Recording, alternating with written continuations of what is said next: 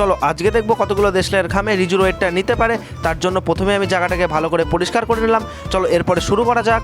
তোমরা দেখতেই পাচ্ছ আমি দেশলাইয়ের খামগুলো ভালো করে সাজিয়ে নিচ্ছি। আর হ্যাঁ, আমি কিন্তু প্রথমে 6টা দেশলাই দিয়ে শুরু করেছি, আর আস্তে আস্তে পরে আরও দেশলাই বাড়াবো। চলো দেখা যাক 6টা দেশলাই রিজুর ওয়েটটা নিতে পারে কিনা।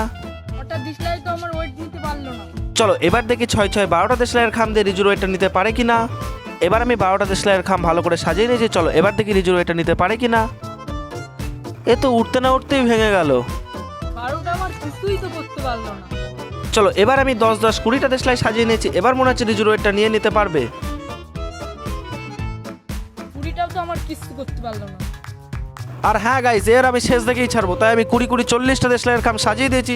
চলো দেখা যাক রিজুর ওয়েটটা নিতে পারে কিনা। রিজুর ওয়েটটা তো নিয়ে নিয়েছে। চলো এবার আমি ট্রাই করে দেখবো যে আমার ওয়েটটা নিতে পারে কিনা। আর আমার ওয়েটটা নিতে পারলে আমার ভিডিওতে একটা লাইক আর আমার চ্যানেলটা সাবস্ক্রাইব করে দিও। আর তোমরা দেখতেই পাচ্ছ আমার ওয়েট নিয়ে নিয়েছে। তোমরা কি করছো? আমার চ্যানেলটা সাবস্ক্রাইব করে দাও।